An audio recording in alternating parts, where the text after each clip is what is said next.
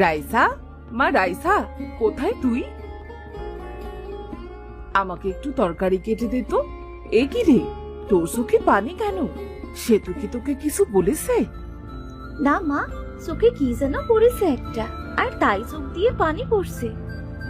এখনো মিথ্যাটাও ভালোভাবে বলতে শিখলি না। কাঁদিস না, দেখবি একদিন সব ঠিক হয়ে যাবে। এখন আয় তো, আমায় একটু কাজে সাহায্য কর। ঠিক আছে মা। রাইসা মালতীকে রান্নার কাজে সাহায্য করে। এমন সময় সেখানে সেতু আসে। মা, কি রান্না করছো আজ? একটু তাড়াতাড়ি রান্না করো, খুব খিদে পেয়েছে আমার। আজকে ডাউল রান্না হচ্ছে। আমি কি তোকে জিজ্ঞেস করেছি? পেতনি কোথাকার, তোকে দেখলেই আমার বমি পায়। তোর থেকে পেতনিদের গায়ের রং অনেক ফর্সা। সেতু, কি বলছিস কি তুই? ও তোর বড় দিদি হয়, ওকে সম্মান দিয়ে কথা বল। তোমার কালো কুচিত মেয়েকে সম্মান করবে কে শুনি? দেখতে যেমন কালো তেমনি তার চেহারা। সেতু, তোকে যেন রাইসার সম্পর্কে কিচ্ছু বলতে না শুনি। এই নে কলস, নে নদী থেকে পানি নিয়ে আয়। তুমি আমায় মারলে মা, বাবা আসলে আমি সব বলবো। তোর বাবা আসলে যা ইচ্ছে বলিস। যা, এখন পানি নিয়ে আয় গে। তুমি সেতুকে মারলে কেন মা? বোন, তুই ঘরে যা, আমি মাকে পানি এনে দিচ্ছি। তোকে এত ভালো সাজতে হবে না, আমি নিজের কাজ নিজে করতে পারি। শর্ত, সর আমার চোখের সামনে থেকে। এই বলে সেতু কলসি নিয়ে নদীতে পানি আনতে যায়। পানি নিয়ে এসে দেখে তার বাবা বাড়িতে এসেছে। সে কাঁদতে কাঁদতে তার বাবাকে সব কথা বলে। কাঁদিস না মা, আমি তোর মায়ের সাথে কথা বলছি, দাঁড়া। গিন্নি, গিন্নি, কোথায় গেলে? কি হয়েছে, এমন ভাবে ডাকছো কেন? তুমি আমার সোনামাকে বকেছ কেন? তোমার মেয়ে রাইসাকে অনেক বাজে কথা বলেছে। মেয়েটার গায়ের রং না হয় একটু চাপা, তার জন্য তাকে সবসময় অপমান করবে? কালি, পেতনি, কুৎসিত, আরো কত কিছু বলে। ও তো মন্দ কিছু বলেনি। তোমার মেয়ে কালো, তাই ওকে এসব বলেছ? জানি না আমি আগের জন্মে কি এমন পাপ করেছিলাম, তাই বিধাতা আমাকে এমন একটা কালো মেয়ে দিয়েছে। কি বলছো কি তুমি এসব? মিথ্যা কিছু তো বলেনি। রাইসা যখন বড় হচ্ছে, ওর গায়ের রং তত বেশি কালো হয়ে যাচ্ছে। কে বিয়ে করবে তোমার কালো মেয়েকে? তোমার অলক্ষণে মেয়ের জন্য আবার সোনা বাটাকেও কষ্ট পেতে হবে। তুমি কেমন বাবা বলো তো? সেই ছোট থেকেই দেখছি দুই মেয়েকে দুই চোখে দেখো, দুটাই তো তোমার সন্তান। মা আমার, তুই এখানে দাঁড়িয়ে কাঁদছিস কেন? জানি না মা, বিধাতার কাছে আমি কি অন্যায় করেছি। আজ আমার গায়ের রং কালো বলে তার জন্য বাবাও আমায় ভালোবাসে না। দেখো না মা, বাবা বোনকে কত ভালোবাসে। পাগলি মেয়ে, আমি তো তোকে অনেক ভালোবাসি রে মা। দেখবি একদিন তোর বাবার বোনও তোকে খুব ভালোবাসবে। তাই যেন হয় মা, তাই যেন হয়। সবাই খেতে এসো, অনেক রাত হয়ে গিয়েছে। তুমি খাবার বারো, আমি সেতুকে নিয়ে আসছি। দিরাজ সেতুকে নিয়ে খেতে বসবে, পাশে রাইসাও বসে। রাইসাকে মাছের মাথাটা দেয়। এ কি গিন্নি, তুমি মাছের মাথাটা রাইসাকে কেন দিলে? সেতুকে না দিয়ে? সেতু মাছের মাথা খেতে কত ভালোবাসে, তাই তো বড় মাছ কিনেছি। সেতু তো প্রায়ই মাছের মাথা খায়, তাই ভাবলাম আজ মাছের মাথাটা ওই খাক। এই চেহারায় আবার মাছের মাথা খেতে হবে, তাই না? লোভ হচ্ছে। আমি মাছের মাথা খাবো না মা। বোন, তুই মাছের মাথাটা খা, আমি না হয় অন্য কোনো দিন খাবো। পরদিন সকালে মালতী উঠোন ঝাড়ু দেয়, রাইসা থালা বাসন পরিষ্কার করে। সেতু, আয় সেতু। কি হয়েছে মা, ডাকছো কেন? বাড়িতে জ্বালানি ফুরিয়ে গিয়েছে, তুই আর রাইসা জঙ্গল থেকে কিছু জ্বালানি আনতো, না হলে আজ রান্না করাও হবে না। তুমি সারা দিন শুধু কাজ করাও মা, দিদিকে একা যেতে বলো না। জঙ্গলে তোর দিদি একা যাবে কেমন করে? তোকে কোনো কাজ করতে হবে না বোন, তুই শুধু আমার সাথে যাবি। আমার অনেক ইচ্ছে জঙ্গলটা ঘুরে দেখার, এই সুযোগে জঙ্গলটা একটু ঘুরেও দেখা যাবে। কি ভাবছিস বোন? কিছু না, চল, ঠিক আছে, আমি যাবো তোর সাথে। রাইসা তার মায়ের কাছ থেকে বিদায় নিয়ে সেতুকে নিয়ে জঙ্গলের উদ্দেশ্যে রওনা দেয়। রাইসার সেতু হাঁটতে হাঁটতে জঙ্গলের অনেক গভীরে চলে আসে। বোন, আর যেতে হবে না, আমরা জঙ্গলের অনেক গভীরে চলে এসেছি। শোন দিদি, আমি জঙ্গলটা দেখতে এসেছি, না হলে তোর সাথে আসার কোনো ইচ্ছেই ছিল না আমার। শুনেছি জঙ্গলে নাকি অনেক সুস্বাদু ফল আছে, আমায় কিছু ফল খাওয়াতো। তুই সেটা আগে বলবি তো। চল চল আমার সাথে, কোথায় ফল পাওয়া যায় দেখি তো। তারা আবার হাঁটতে শুরু করে। কিছু দূর যেতেই তারা জাম্বুরা ও কিছু মালটা ও সফেদা গাছ দেখতে পায়। বোন, ওই দেখ, মালটা, জাম্বুরা ও সফেদা গাছ। তুই দাঁড়া, আমি গাছে উঠে তোর জন্য কিছু ফল পেড়ে আনছি। গাছগুলো তো অনেক উঁচু, তুই পারবি কি করে গাছগুলো থেকে ফল পাড়তে? কেন পারবো না, অবশ্যই পারবো। রাইসা অনেক কষ্টে 3 গাছের ফল পেড়ে সেতুকে দেয়। কিছু জ্বালানি নিয়ে বাড়িতে চলে যাই চল, না হলে মা আবার চিন্তা করবে। ঠিক আছে চল। রাইসা জ্বালানি খুঁজতে থাকে আর সেতু ফল খেতে থাকে। হঠাৎ তাদের সামনে একটা বাঘ চলে আসে। দিদি, দিদি, বাঘ, বাসা, বাসা দিদি, শেষমেশ আবার বাঘের পেটে না যেতে হয় আমাকে। শান্ত হ, শান্ত হ বোন, আমি তো বেঁচে আছি, আমি বেঁচে থাকতে তোর কিছু হতে দেব না। ভয় পেও না তোমরা, আমি তোমাদের কোনো ক্ষতি করব না। তোমরা আমায় একটু সাহায্য করবে? ওমা, বাঘ দেখছি কথা বলছে। আমি বাঘ নই, আমি পরী রানী। এক জাদুকর তার সাধ্য সিদ্ধির জন্য আমায় বাঘ বানিয়ে রেখেছে। আমি সেই জাদুকরের হাত থেকে অনেক কষ্টে পালিয়ে এসেছি। সে কি, তুমি পরী রানী? হ্যাঁ, আমি পরী রানী, কিন্তু এখন আমার কোনো শক্তি কাজ করছে না। জাদুকরের জাদুর কাছে আমার শক্তির ক্ষমতা নষ্ট হয়ে গিয়েছে। তুমি কেঁদো না পরী রানী, তুমি আমাদের বলো কি করলে তোমার শক্তি ফিরে পাবে। তোমার শক্তি ফিরে পেতে আমরা তোমায় সাহায্য করব। তুমি সত্যি বলছো রাইসা? তুমি খুব ভালো, কিন্তু তোমরা কি পারবে আমার শক্তি ফিরিয়ে দিতে? তুমি কোনো চিন্তা করো না পরী রানী, আমরা ঠিক পারবো তোমায় সাহায্য করতে। আমার মাথায় যে চিহ্নটা দেখছো, এই চিহ্নটা যদি তোমরা রক্ত দিয়ে ভিজিয়ে দিতে পারো, তবেই আমার পরিরূপ ও শক্তি ফিরে পাবো আমি। শোন দিদি, তুই এমনিতেও দেখতে পেতনির মতো কালো, আর কেউ কোনোদিন তোকে বিয়েও করবে না। তুই বরং রক্ত দে, আমি এত তাড়াতাড়ি আমার জীবনটা শেষ করতে চাচ্ছি না। আমার গায়ের রং কালো, আমি দেখতেও সুন্দর, আর তার জন্য আমার বাবাও আমায় সহ্য করতে পারে না। এই জীবন রাখার কোনো ইচ্ছেও আমার নেই। পরী রানীকে পরিরূপ দেবার জন্য যদি আমার মৃত্যু হয়, তবে আমি তাতেই খুব খুশি।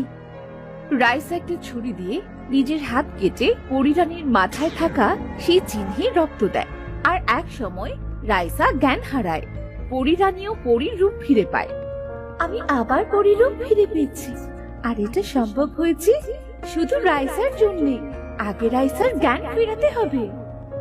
পরী রানী তার জাদু দিয়ে রাইসার জ্ঞান ফেরায়। আমি সুস্থ হয়ে গিয়েছি। তুমি অনেক ভালো রাইসা, তুমি আমায় নতুন জীবন দিয়েছো। এই গাছটা তোমায় উপহার দিলাম। এটা কোনো সাধারণ গাছ নয়, এটা হলো ইলিশ মাছের গাছ।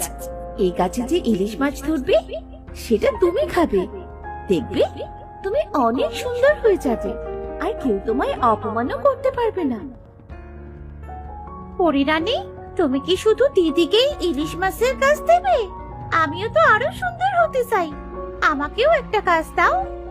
ঠিক আছে, এই ইলিশ মাছের গাছটা তোমাদের 2 বোনের। এই গাছে 3টি ইলিশ মাছ ধরবে, নীল, সবুজ আর বেগুনি ইলিশ। তোমরা 2 বোন বেগুনি ইলিশ মাছ ভাগ করে খাবে, বাকি 2টো খাবে না। ঠিক আছে পরী রানী, আপনাকে অনেক ধন্যবাদ। আমি এখন আসি তাহলে। প্রয়োজন পড়লে আবার স্মরণ করো। আর একটা কথা, বেশি লোভ করো না জানো, পরে কিন্তু পস্তাতে হবে। এই বলে পরিরানী সেখান থেকে চলে যায়। রাইসা ও সেতু কিছু জ্বালানি ও পরিরানীর দেওয়া ইলিশ মাছের গাছ নিয়ে বাড়িতে চলে আসে আর মালতীকে সব কথা খুলে বলে। সত্যি বলছিস তুই মা? তাহলে গাছটা তাড়াতাড়ি লাগিয়ে দে। ইলিশ মাছের গাছটাকে তোমার বড় মেয়ের একার নাকি? পরিরানী আমাদের দুজনকে ইলিশ মাছ খেতে বলেছে। আমি আরো সুন্দর হব, আর তোমার পেতনি মেয়ে আমার উপরে উঠতেই পারবে না। চুপ কর তুই, সবকিছুতেই তুই মেয়েটাকে কথা শোনাস। থাক মা, আমি গাছটা লাগিয়ে দিচ্ছি। তুই একা লাগাবি মানে? তুই একা ইলিশ মাছের গাছ লাগিয়ে আমার চেয়ে সুন্দর হতে চাস? বল, সেটা হবে না। আমরা দুজনই গাছ লাগাবো। ঠিক আছে বোন। এরপর রাইসা আর সেতু মিলে ইলিশ মাছের গাছটা লাগায়।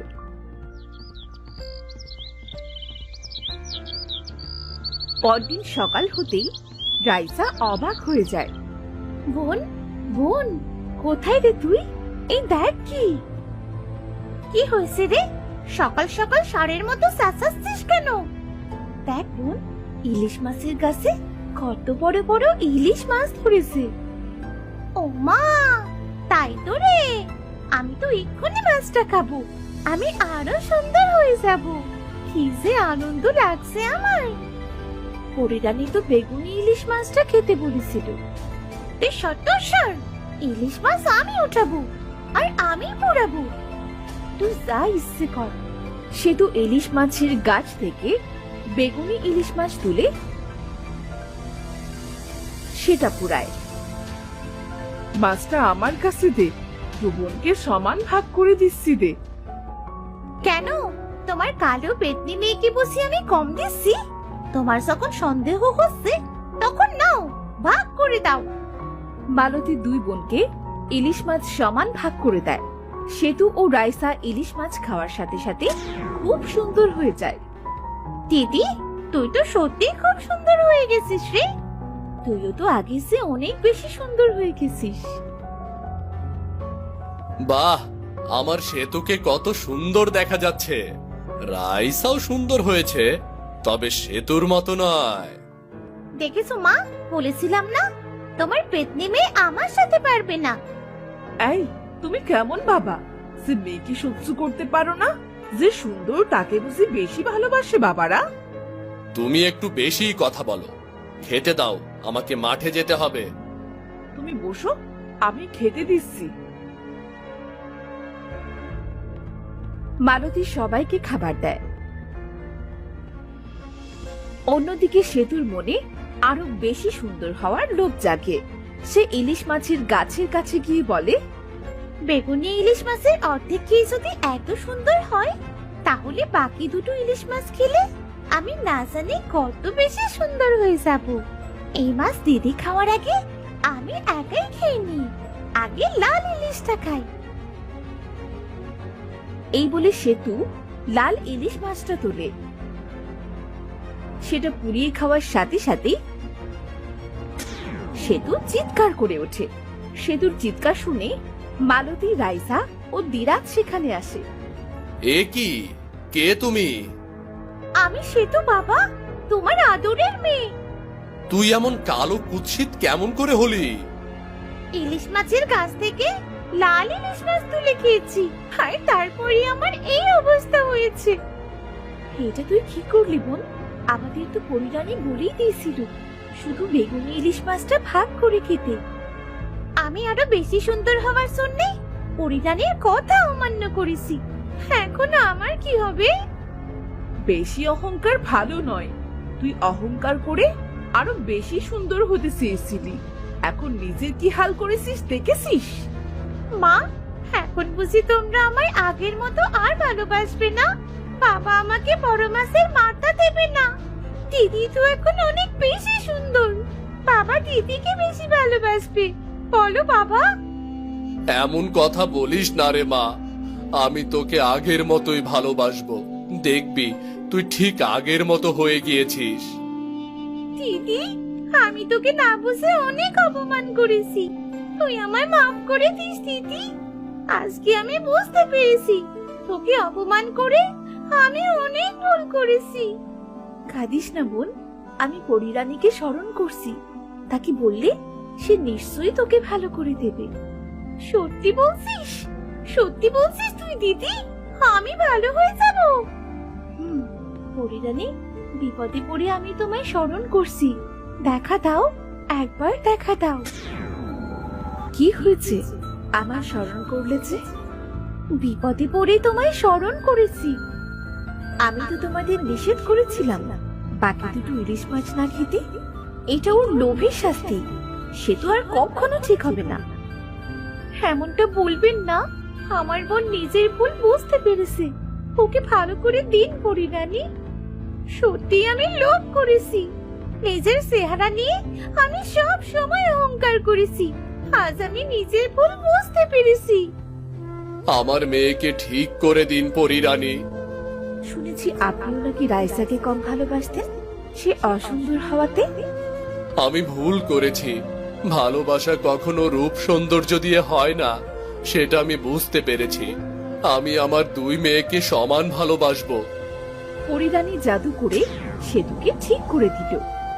শোনো, আমি আমার শক্তি দিয়ে সবকিছু দেখেছিলাম, তাই তোমাকে ভালো করার জন্য তোমার চেহারা অসুন্দর করে দিয়েছি, যাতে করে তোমাদের মন মানসিকতা ঠিক হয়ে যায়। তোমাকে অনেক অনেক ধন্যবাদ পরিরানী। পরিরানী, তুমি আমার চোখ খুলে দিয়েছো। আসলেই আমি অহংকারী ছিলাম। তোমরা যখন নিজেদের ভুল বুঝতে পেরেছো, তখন এই ইলিশ মাছের কাজ তোমাদের দুই বোনের। এখানে কাল থেকে সাধারণ ইলিশ মাছ ধরবে, যেটা তোমরা দু বোন বিক্রি করে নিজেদের সংসার চালাবে, আর তোমাদের সকল কষ্ট দূর হয়ে যাবে। সত্যি বলছো পরিরানী? বাবাকে আর পরের খেতে কষ্ট করে কাজ করতে হবে না। আজ আমি আসি, কখনো প্রয়োজন পড়লে থাকবে। পরিরানী সেখান থেকে চলে যায়। পরদিন ইলিশ মাছের গাছ আরো অনেক বড় হয়ে যায়, আর তাতে অনেক ইলিশ মাছও ধরে। রাইসা ও সেতু তো অনেক খুশি হয়। আস্তে আস্তে তারা অনেক ধনী হয়ে যায়।